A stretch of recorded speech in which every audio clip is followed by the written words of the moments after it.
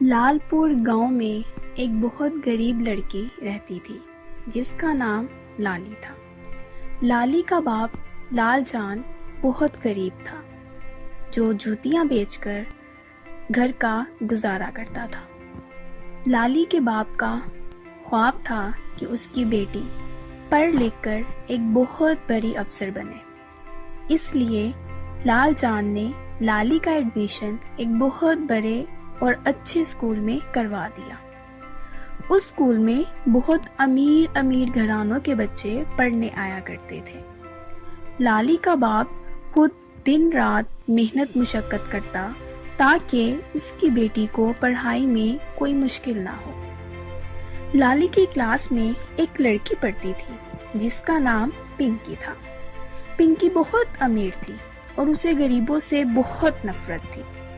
وہ جب بھی لالی کو دیکھتی تو اسے لالی پر غصہ آتا۔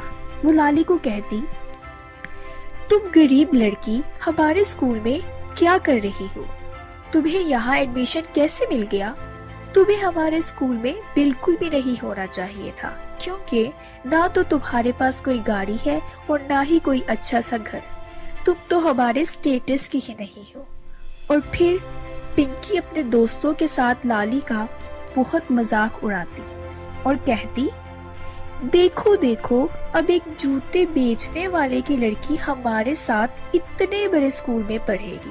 ارے جاؤ جاؤ جا کر کوئی گھر کا کام کاج سیکھو، اتنے بڑے اسکول میں پڑھنا تمہارے بس کی بات نہیں۔ لیکن لالی اس کی باتوں پر بالکل بھی کان نہ دھرتی اور اپنی پڑھائی میں مصروف رہتی۔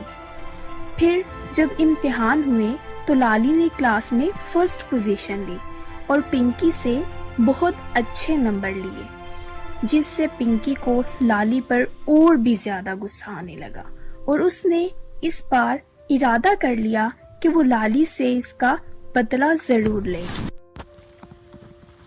پنکی اپنے جنم دن پر ایک بہت بڑی پارٹی رکھتی ہے جس میں وہ اپنی ساری سہیلیوں کو بلاتی ہے اور لالی کو بھی آنے کی دعوت دیتی ہے۔ پنکی پارٹی میں ایک شاندار کیک کا انتظام کرتی ہے۔ پنکی کی ساری دوستیں چونکہ بہت امیر ہوتی ہیں تو وہ بہت اچھے اچھے کپڑے پہن کر اور اچھے اچھے گفٹس لے کر آتی ہیں۔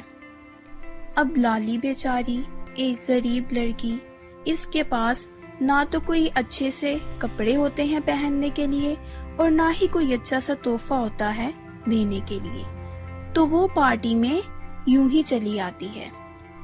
لالی کو دیکھ کر ساری لڑکیاں ہنسنے لگ جاتی ہیں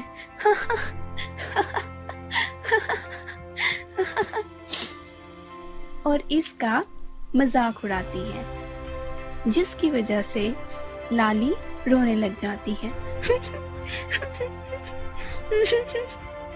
اور کہتی ہے، کیا صرف تم ہی اتنی بڑی پارٹی کا ارینج کر سکتی ہو؟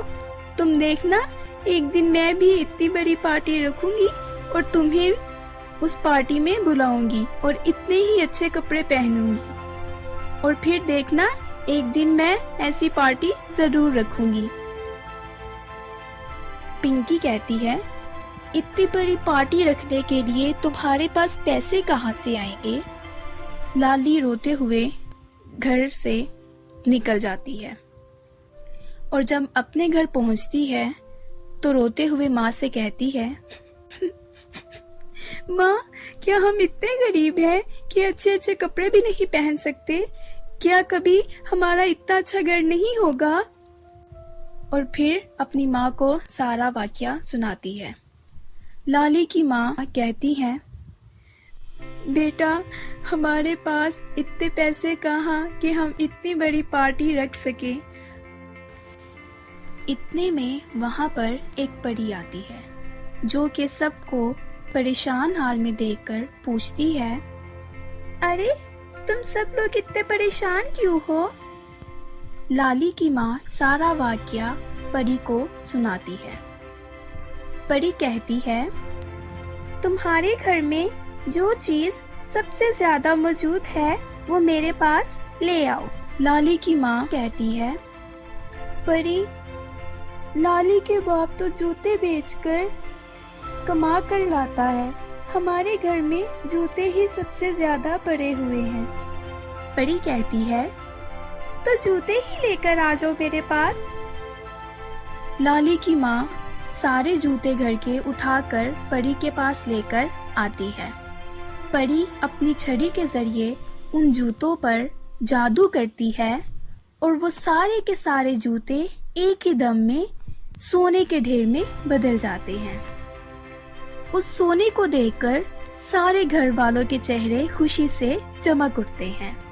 لالی بہت خوش ہوتی ہے۔ پھر لالی ان سونوں سے ایک بہت بڑا گھر خریدتی ہے، ایک بہت بڑی سالگرہ کا انتظام کرتی ہے اور اس میں ایک بہت بڑا کیک کا انتظام کرتی ہے اور اپنی ساری سہیلیوں کو بلاتی ہے، جن میں پنکی بھی شامل ہوتی ہے۔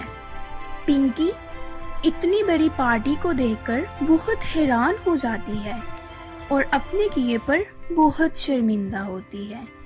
پنکی لالی سے اپنے کیے کی معافی مانگتی ہے اور شرمندگی کا اظہار کرتی ہے۔ لالی پنکی کو معاف کرتی ہے اور کہتی ہے کوئی بات نہیں، میں نے تمہیں معاف کیا، اب سے ہم دونوں دوست ہیں۔ اور پھر وہ دونوں خوشی خوشی رہنے لگتی ہیں۔